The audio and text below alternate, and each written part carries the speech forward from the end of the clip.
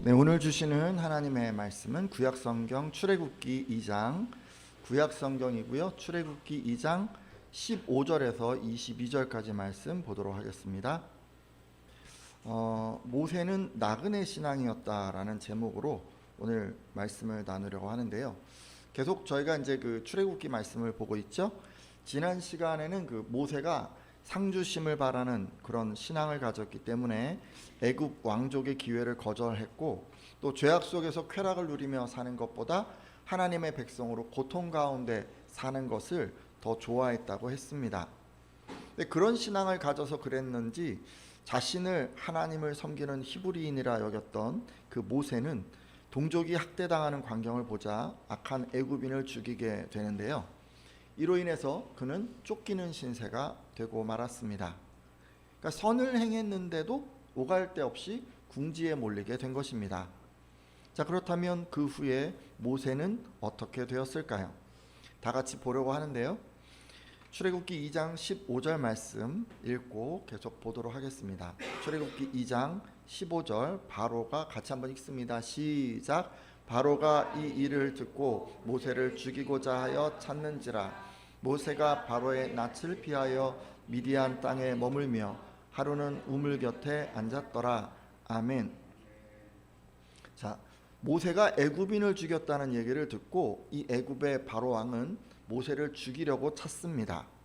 근데 이제 그 모세는요, 그걸 이제 알아채고는 이 바로 왕을 피해서 지금 미디안 땅에 숨었습니다. 그러니까 여러분, 모세가 피했다고 하는 이 미디안 땅은 지금의 시나이 반도라고 추측이 됩니다. 시내산이 있는 그 조그만 반도인데요. 미디안 족속은 이 아브라함과 그의 세 번째 부인인 그두라 사이에서 태어난 미디안의 후손으로 애굽인들과 사이가 좋지 않았습니다. 그러니까 미디안 땅은 어쩌면 이 모세가 애굽 군대의 추격을 뿌리치기 위해서 최적의 장소였다고 할 수 있습니다. 자, 근데요, 거기 이제 피해 있었어요. 근데 그 모세가 어느 날 미디안의 한 우물가에 앉아 있었을 때 하나님께서는 모세로 하여금 곤경에 처한 사람들을 만나게 하셨습니다. 자, 그러면 그 우물가에서 어떤 일이 있었을까요? 출애굽기 2장 16절에서 17절까지 말씀인데, 출애굽기 2장 16절에서 17절까지 말씀 함께 읽도록 하겠습니다. 미디안 제사장에게 시작. 미디안 제사장에게 7달이 있었더니 그들이 와서 물을 길어 구유에 채우고 그들의 아버지의 양떼에게 먹이려 하는데 목자들이 와서 그들을 쫓는지라. 모세가 일어나 그들을 도와 그 양떼에게 먹이니라. 아멘. 자, 방금 미디안 제사장이 나왔죠. 이 사람은 지금 하나님을 섬기는 것은 아니었던 것 같고요. 미디안의 신을 섬기는 제사장이었다고 여겨집니다. 근데 이 미디안의 제사장에게는 7명의 딸들이 있었습니다. 자, 근데 모세가 우물가에 있었을 때 미디안 그 제사장의 딸들이 그 우물가에 자기 아버지의 양들을 몰고 왔습니다. 그리고 이제 물을 길어서, 우물에서 물을 기어서 이제 구유가 있었는데 그 구유에 이제 물을 채우고는 양떼에게 물을 먹이려고 딱 하는 그런 순간이었습니다. 하지만 그때 심술궂은 몇몇 목자들이 와서 이 제사장의 딸들을 쫓았습니다. 뭐 아무런 이유도 없이 그냥 회방을 놓은 거예요. 모르긴 해도 여자들끼리만 양을 치고 있으니까 이제 우습게 여기고 뭔가 이렇게 회방을 놓은 것 같아요. 그래서 그 광경을 보고 있던 모세는 약자인 이 여자들의 편에 섰습니다. 그리고 거친 목자들의 횡포에 당하고만 있던 이 제사장의 딸들을 도와주었습니다. 아마도 모세는요, 이 회방꾼들을 몰아내고 이 제사장의 그 7딸들이 양들에게 물을 먹일 수 있도록 안전하게 보호해 준 것으로 보입니다. 정말 멋있지 않습니까, 모세? 항상 이런 상황이 딱 되면 모세는 뭔가 딱 나서서 행동으로 옮기는 그런 멋있는 사람인 것 같아요. 네, 여러분, 이런 모세 행동을 보면서요, 우리는 좀 고민을 해야 됩니다. 성도들이 어떻게 행동해야 할까? 성도들은 불의 앞에서 이 모세처럼 행동해야 할 것 같습니다. 하나님의 사람들은 불의를 그냥 지나쳐서는 안 된다는 것입니다. 사실 오늘날은 개인주의 또 이기주의가 만연해 있기 때문에 많은 사람들이 그런 것 같아요. 자기와 직접적으로 관련된 일이 아니면 그냥 관여하려고 하지 않습니다. 주변에서 불이한 일이 일어나도 그냥 무심하게 지나쳐 버립니다. 내 일이 아닌데 내가 뭐하러 그것에 관여하나 이렇게 이제 생각하는 거죠. 하지만 공의의 하나님을 섬기는 성도들은 이러시면 곤란합니다. 여러분, 하나님을 섬기는 성도들은 불의에 항거하고 죄악에 굴복하지 않는 그런 의로운 마음을 가져야 합니다. 자, 그러면 어떻게 하면 좋을까요? 최근에 그 한 분이 그런 일이 좀 있어서 예를 한번 들어보겠습니다. 여러분, 이천수 선수 아시나요? 최근 그 이천수 선수가 불의를 참지 않았던 것이 보도되었습니다. 지난 7월 4일 밤 10시쯤에 서울 동작역 부근의 그 올림픽대로에서는 택시를 치고 달아나는 운전자가 있었습니다. 이 운전자는 음주 상태로 차를 운전하다가 택시와 추돌 사고를 내고는 두려운 마음에 차를 버리고 달아난 것 같습니다. 근데 이때 그 곁에서 이제 매니저가 운전하고 있던 그 차에 타고 있던 이 이천수 선수가 저 사람을 좀 잡아주세요라고 부탁하는 그 나이 지긋한 택시 기사를 목격하고는 갓길에 즉시 차를 세운 후에 달아나는 40대 뺑소니 운전자를 뒤쫓았습니다. 그리고 매니저랑 둘이 그냥 빗속을 뚫고 비가 막 내리는데 한 1km 정도를 막 전력 질주를 해서 결국 달아나던 이 뺑소니 운전자를 검거하는데 성공했습니다. 그러니까 굳이 어떻게 해야 될까를 예를 들자면 이런 식으로 하시면 됩니다. 여러분의 삶의 자리에서 불의를 보시면요, 그러면 자신이 할 수 있는 최선을 다해서 불의에 대항하시면 됩니다. 이천수 선수는 뭘 잘할까요? 달려서 뭔가 했잖아요. 여러분들은 이천수 선수만큼 못 달릴 수 있죠. 이렇게 못 하실 수도 있어요. 쫓아가도 못 잡을 수 있잖아요. 그러니까 뭔가 그러면 못 쫓아간다. 그럼 뭘 하실 거예요? 전화로 신고를 하거나, 다친 사람이 있으면 앰뷸런스를 부르거나, 뭐 그런 거 해야 되지 않겠어요? 잠깐 가던 길을 멈추고. 어떤 것이든 좋아요, 여러분. 여러분이 할 수 있는 선한 일을 하시면 됩니다. 오늘 함께한 예배자들에게도 불의에 대적하는 열정과 용기가 있기를 소망합니다. 아멘을 한 분밖에 안 하시네요. 아무도 안 하실 것 같은데 지금 분위기가.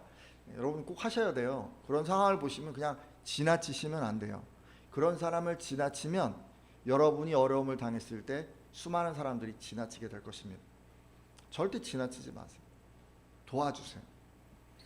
앞서 모세가 회방꾼들을 저지하고 미디안 제사장의 7딸들이 양들에게 물을 먹일 수 있도록 도와주었다고 했습니다. 자, 그리고 나서 이제 이 7딸들이 집으로 돌아가게 되는데요. 집에 와서 자신들이 경험한 것을 아버지에게 얘기했습니다. 그 장면도 잠시 보도록 할 텐데 출애굽기 2장 18절에서 20절까지 말씀입니다. 그들이 그들의 아버지, 한번 읽겠습니다. 시작. 그들이 그들의 아버지 르우엘에게 이를 때 아버지가 이르되 너희가 오늘은 어찌하여 이같이 속히 돌아오느냐. 그들이 이르되 한 애굽 사람이 우리를 목자들의 손에서 건져내고 우리를 위하여 물을 길어 양떼에게 먹였나이다. 아버지가 딸들에게 이르되 그 사람이 어디에 있느냐. 너희가 어찌하여 그 사람을 버려두고 왔느냐. 그를 청하여 음식을 대접하라 하였더라. 아멘. 여러분, 어떤 일이 일어난지 한번 보셨는데요. 이 7딸들이 이제 자기 집에 돌아온 거예요. 그러니까 이제 아버지 르우엘이 이렇게 물어봅니다. 오늘은 어떻게 이렇게 일찍 돌아왔니? 라고 말이죠. 그러자 딸들은 어떤 애굽 사람이 우리를 목자들에게서 지켜주고 우리를 위해서 물까지 길어서 양떼에게 먹여주었습니다 라고 대답을 했습니다. 그러니까 모세가 어떻게까지 한 거예요? 지켜준 것만 한 게 아니라 이 여자들이 7명이서 막 물 깃는데 힘드니까 자기가 딱 나서서 아유 내가 좀 할게요. 그러고는 막 그 우물이 굉장히 깊거든요. 그 사막 지방 우물이니까 얼마나 깊겠어요, 그죠? 거기서 그냥 한 번 올리는 게 힘든데 그걸 막 자기가 막 대신 막 팍팍팍 해준 거예요. 좀 멋있는 것 같아요. 우리 교회 남자분들도 다 이렇게 좀 하셨으면 좋겠어요. 아멘을 또 아무도 안 하실 것 같아요. 이상하게 오늘 설교가 이게 안 풀리는 분위기예요. 결국 그 자신들이 이제 일찍 돌아올 수 있었던 이유를 이제 모세 도움 때문이었다라고 이제 얘기를 한 거예요. 그러니까 이 얘기를 들으니까 아버지 루엘이 갑자기 이렇게 얘기합니다. 지금 그 사람이 어디 있느냐? 어째서 너희가 그 사람을 버려두고 왔느냐? 당장 그 사람을 초대해서 음식을 대접하도록 해라라고 그렇게 말을 했습니다. 그러니까 모세가 은혜를 베풀었잖아요. 그러니까 그 은혜를 베풀었으니 그것을 당연히 갚아야 한다라고 지금 딸들에게 이야기를 한 거예요. 여러분, 지금 이게 어떤 일이 일어나는 거죠? 모세가 계속해서 이제 선을 행하고 있었잖아요. 근데 이번에도 사실은요, 무슨 뭘 바라고 한 것 같지는 않아요. 그냥 어려워하고 힘들어하고 그런 어떤 약자의 편에 서서 자기가 뭔가 정의를 행한 거예요. 무심코 선을 행한 거예요. 그런데 그 선을 행한 거에 가치를 알아보는 사람을 지금 만난 것입니다. 여러분, 시편 37편 3절을 보면 여호와를 의뢰하고 선을 행하라 라고 하셨어요. 그래서 우리는 그 말씀에 따라서 늘 선을 행하려고 애를 씁니다. 근데 그럼에도 불구하고 여러분, 선을 행하려 하지만 마음이 힘들 때가 종종 있습니다. 여러분, 어떤 때 선을 행하다가 마음이 어려우세요? 여러분, 선을 행하는데 여러분이 선을 행하려는 그것을 아무도 알아주지 않을 때 우리 마음이 어렵습니다. 일단 여러분, 많은 사람들이 그런 것 같아요. 은혜를 입고도 감사하지 않습니다. 당장 미디안 제사장의 7딸들을 보아도 그렇습니다. 모세가 자신들을 목자들로부터 지켜주고 양을 먹이기 위해서 물 깃는 것 도와주었지만 은혜를 입고도 감사하지 않았습니다. 그러니까 모세가 선을 베풀었는데 그냥 이용만 한 거예요. 우리도 마찬가지 아닌가요? 우리도 모세처럼 선을 행하지만 사람들이 받으려고 하기만 할 때, 그리고 감사하지 않고 당연히 여길 때 마음이 힘들 수 있습니다. 그런 모습을 볼 때면 괜히 나만 손해본다는 느낌이 들고는 합니다. 이 사람 저 사람에게 내가 호구가 되고 있다는 생각도 들고요. 근데 세상에는요, 은혜를 입어도 감사하지 않는 사람들이 많습니다. 혹시 여러분 주변에도 이런 사람들 있으십니까? 여러분이 선을 행하는데 그냥 그걸 이용만 하고 감사하지 않는, 당연하게 여기는 그런 사람들 혹시 있습니까? 그런 사람들을 자꾸 만나면 계속 마음이 좀 힘들어지죠. 그렇죠? 자, 그리고요, 때로 내가 선을 열심히 행하는데도 버림받는 경우가 있습니다. 애굽에서 모세는 자기 동족이 학대를 당하자 대신 나서서 응징했습니다. 자신의 모든 것을 이룰 수 있었지만 동족을 위해서 선을 행한 것입니다. 하지만 이렇게 선을 행했음에도 그는 동족으로부터 버림받았습니다. 한 히브리는 이렇게 얘기를 했어요. 누가 너를 우리를 다스리는 자와 재판관으로 삼았느냐라고 말하면서 모세가 선한 의도로 한 그 중재를 거절했고, 또 내가 애굽 사람을 죽인 것처럼 나도 죽이려느냐라고 말하면서 모세를 잔인한 살인자로 몰아갔습니다. 동족을 위해서 선을 행했잖아요. 그런데 동족은 그것을 인정하지 않았어요. 오히려 모세를 거절하고 또 모세를 버렸습니다. 우리도 그런 것 같아요. 최선을 다해서 선을 행하는데도 오히려 상대편에게 거절당하고 버림받을 때가 있습니다. 근데 여러분, 이런 사람들이 다 어떤 사람들이냐면요, 선행의 가치를 인정하지 않는 사람들이에요. 자, 이런 사람들 만나면 어떤 생각이 드십니까? 나만 선을 행하는 것이 손해가 아닐까라는 생각이 듭니다. 그리고 나도 다른 사람들처럼 그냥 적당히 타협하면서 내 것만 생각하고 내 것만 챙기면서 그렇게 살고 싶다는 그런 생각이 들 수도 있습니다. 하지만 하나님께서는요, 여러분이 그런 상황에서도 멈추지 않고 선을 행하기를 바라십니다. 갈라디아서 6장 9절인데요.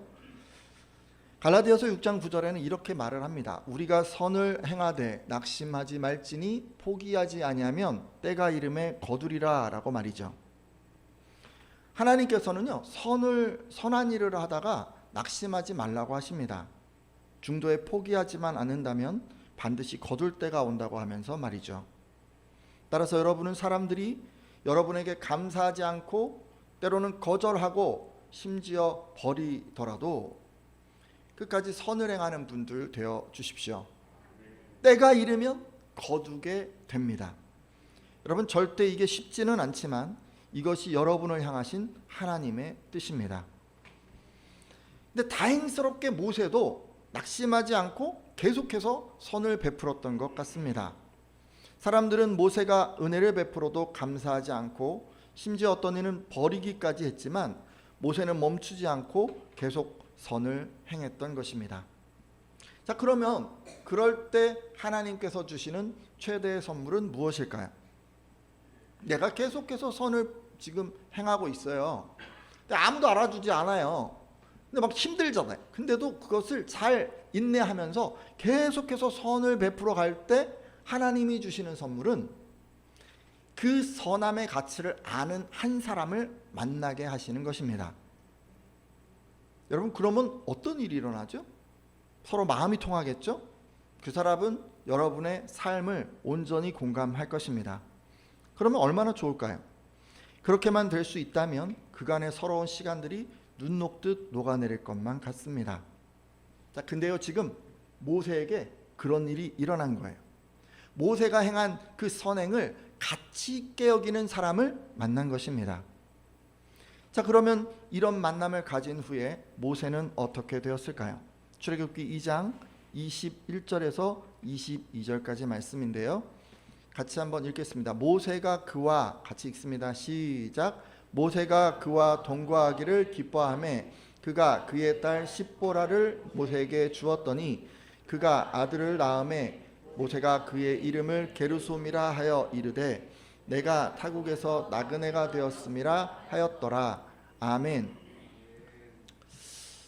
모세는 그랬던 것 같아요. 자기가 그동안 해왔던 그 선행의 가치를 인정을 받게 될 때 너무도 기뻤던 것 같아요. 그래서 그는 자기를 인정해준 이 르우엘 곁에 머무르고 싶어 했습니다. 또 이 미디안 제사장인 르우엘도요, 이 모세가 너무 마음에 들었던 것 같아요. 그런 사람을 이 르우엘도 만나고 싶었던 거예요. 그래서 그는 자기 딸을 아내로 주었고 그리고 모세를 자기 가족의 일원으로 받아들였습니다. 두 사람이 너무 잘 맞는 거예요, 이 르우엘하고. 이후로 모세는 40년 정도의 시간 동안에 이 미디안 땅에서 목자로서의 삶을 살아가게 됩니다. 지금 이 말씀을 보니까 모세는 자신이 갖고 있는 그 신앙적 가치, 그 가치를 인정하는 그 사람을 만나고 나서 너무너무 행복했고, 그래서 그와 함께 머물렀고 거기서 위로도 얻고 안식도 얻은 것 같습니다. 따라서 여러분도요, 모세처럼 좀 해주시면 어떨까 해요. 여러분 안에 신앙적 가치를 귀하게 여기는 사람 곁에 머무십시오. 그래야 참된 평안을 누리게 됩니다. 여러분 안에는 다 추구하고 있는 신앙적 가치가 있습니다. 또 말씀에 따라 선을 행하려고 하는 열망도 있습니다. 하지만 세상 사람들은 그런 걸 하찮게 여겨요. 그런 걸 귀히 여기지 않습니다. 여러분 안에 있는 그 열망을 좋게 보는 사람이 없어요. 세상 사람들의 눈에는 여러분이 추구하고 있는 그 가치가 너무도 하찮게 보이기 때문입니다. 그들은 오히려 여러분의 선함을 이용하려 하고 진심으로 감사하지 않습니다. 그래도 여러분 포기하시지 말고 여러분 안에 가치를 귀하게 여기는 사람을 한번 찾아보십시오. 교회 안에서든 교회 밖에서든 상관이 없어요. 여러분의 신앙적 가치를 소중하게 생각하는 사람을 찾으십시오. 왜 찾아야 할까요? 그런 사람하고 만나면 여러분이 행복해지기 때문에 그런 거예요. 모세를 보세요. 너무 행복해지고 너무 평안을 누렸잖아요. 그러니까 우리도 그런 사람 만나려고 마음에 작정을 하고 찾아야 하는 거예요. 그리고 혹시 이미 찾으셨다면 좀 그 곁에 오래 머물러 주십시오. 사실 배우자로 만나서 오랜 시간 함께 할 수 있다면 그게 가장 좋겠지만 그게 아니라 찾은 분이 은사일 수도 있고 친구일 수도 있고 직장 동료일 수도 있고 교회 성도일 수도 있습니다.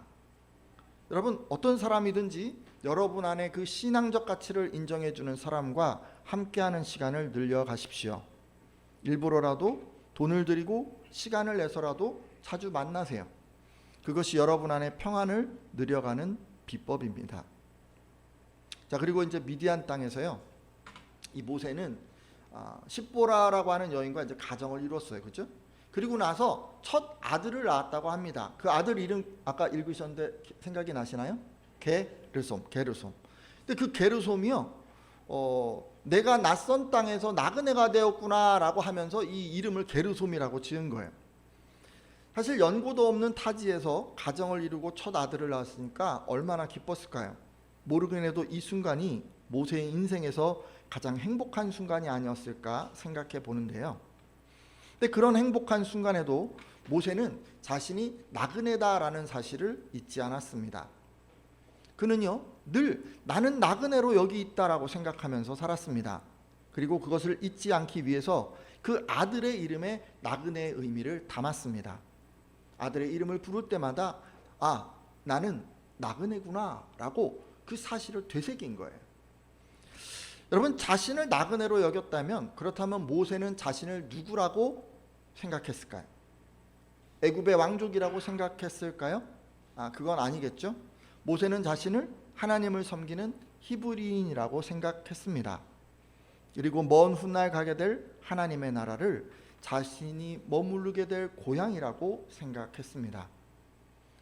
맞아요. 이 모세는 나그네 의식을 가졌기 때문에 무엇을 하든지 어디에 있든지 늘 나의 나라는 하나님의 나라이며 나는 하나님의 백성이다 라고 생각했습니다. 오늘 함께한 예배자들도 모세처럼 이런 나그네 의식을 가지셨으면 합니다. 그럼 두 가지 생각을 하게 되는데, 먼저 나의 고향은 하나님 나라다라는 생각을 가지셨으면 합니다. 비록 현재 이 세상에 살고 있지만 이곳은 우리가 영원히 살 곳이 아니에요. 우리는 이 땅에 잠시 나그네로 살고 있는 것입니다. 우리의 본향은 하나님과 믿음의 선진들이 있는 하나님 나라입니다. 따라서 여러분, 잠시 머무는 이 땅에 귀한 것들을 두지 않기를 바랍니다. 여러분이 가장 귀하게 여기는 것, 이곳에 보관하지 않기를 바랍니다. 이곳에 놔두면 변질되거나 도둑맞을 수 있습니다. 여러분이 영원히 살 그 하나님 나라에, 여러분 여기서 가장 귀한 것들이 있잖아요. 그럼 다 거기다 옮겨 놓으세요. 어떻게 옮겨 놓을 수 있을까요? 여기 있는 귀한 것들을 하나님 나라로 옮기려면 일단 사람을 옮기는 방법이 있어요. 여러분, 귀한 사람 있으십니까? 가족입니까? 친구입니까? 누가 여러분에게 귀한 사람이에요? 여러분, 영원한 하나님 나라에 가서도 계속 만나고 싶고 함께하고 싶은 사람이 있으세요? 그러면 하늘나라로 그 사람을 옮기기 위해서 전도를 하셔야 돼요. 전도가 아니면 사람을 하나님 나라로 옮길 수가 없습니다. 하나님께서는 전도에 미련한 것으로 믿는 자들을 구원하시기를 기뻐하셨습니다. 따라서 귀한 사람을 하나님 나라로 옮겨놓고 싶으시면, 하나님 나라에서도 그 사람과 계속해서 같이 하고 싶으시면 여러분 꼭 전도하십시오. 여러분, 귀한 재물이 있습니까? 그 재물을 하나님 나라에 옮겨놓고 싶으신가요? 그러면 구제하시면 됩니다. 구제는 이 땅의 재물을 하나님 나라로 옮기는 방법입니다. 예수님께서는 누가복음 12장 33절에 너희 소유를 팔아 구제하여 낡아지지 아니하는 배낭을 만들라. 곧 하늘에 둔 바 다함이 없는 보물이니 거기는 도둑도 가까이 하는 일이 없고 좀도 먹는 일이 없느니라 라고 하셨습니다. 그러니까 한마디로 구제하면 하늘에 있는 나의 어떤 배낭이 있는데, 어떤 그 보관 창고가 있는데 거기에 뭐가 쌓여간다는 거예요? 보물이 쌓여간다는 거예요. 따라서 여러분의 그 귀한 재물을 하나님 나라로 옮기고 싶으시면 힘써 구제하십시오. 여러분의 고향이 어디라고, 하나님 나라라고 생각하시잖아요. 이 땅은 잠시 머무는 곳이라고 생각하잖아요. 그러면 어디다가 내 거를 갖다 놔야 되겠어요? 어디다가 내가 귀하게 여기는 것들을 갖다 놔야 되겠어요? 계속 들고 다니실 거예요? 아니에요. 그곳에다 놔두셔야 돼요. 그러려면 꼭 필요한 것들을 제외하고 가장 귀한 것들을 이런 식으로 다 하나님 나라에 옮겨 두십시오. 자, 그리고 나는 하나님 나라의 백성이다 라고도 우리가 생각해야 합니다. 비록 지금은요, 우리가 이 땅에 태어나서 잠시 대한민국 국민으로 살아가고 있지만 우리는 결국 하나님 나라에서 그 나라의 백성으로 영원히 살아가게 될 것입니다. 그러므로 사랑하는 예배자 여러분, 이 땅의 법을 지키는 것으로 만족하지 말고 하나님 나라의 법을 지키며 살아가십시오. 왜 이렇게 살아가야 하는 걸까요? 한번 생각해 보세요. 여러분, 최근 그런 일이 있었어요. 유학생들이 외국에서 마약을 접하는 경우가 있다고 합니다. 이게 좀 심각해서 기사화되었었는데 미국의 일부 주나 또는 태국과 같은 나라는 대마초가 합법이기 때문에 현지인들은 파티나 행사에 흥을 돋구기 위해서 이걸 많이 한다고 합니다. 그러다 보니까 우리 유학생들도 이 현지인에게 대마초를 권유받아서 접하는 경우가 흔합니다. 왜냐하면 그곳에서는 이게 일상적인 거기 때문에 그래서 이제 그렇게 하는 거죠. 그렇다면 그곳에서 뭐 마약을 이렇게 접한 이 유학생, 우리나라에 들어오면 어떻게 될까요? 합법인 나라에서 마약을 한 거니까 우리나라에 들어와도 문제가 없을까요? 아닙니다. 문제가 됩니다. 외국에서 마약을 한 유학생이 우리나라에 들어오면 마약 사범으로 처벌을 받습니다. 왜냐하면 한국 국민은 한국법을 따라야 하기 때문입니다. 이것을 속인주의 또는 국적주의라고 합니다.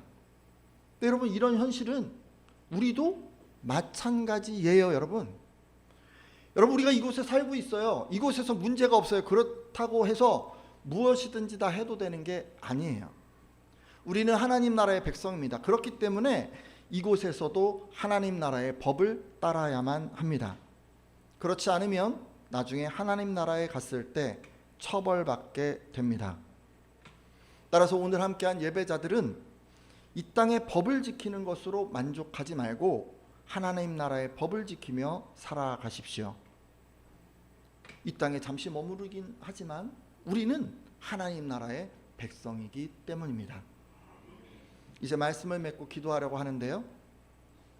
모세는 그랬어요. 미디안의 한 우물가에서 악한 그 목자들의 행포에 당하고만 있던 이 제사장의 딸들을 도왔습니다.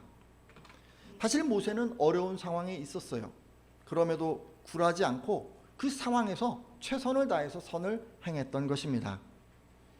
혹시 선을 행할 줄 알고도 행치 않았던 분들은 돌이켜 주시고 이후로는 불의를 보면 힘써 대적하겠다고 결단해 주십시오.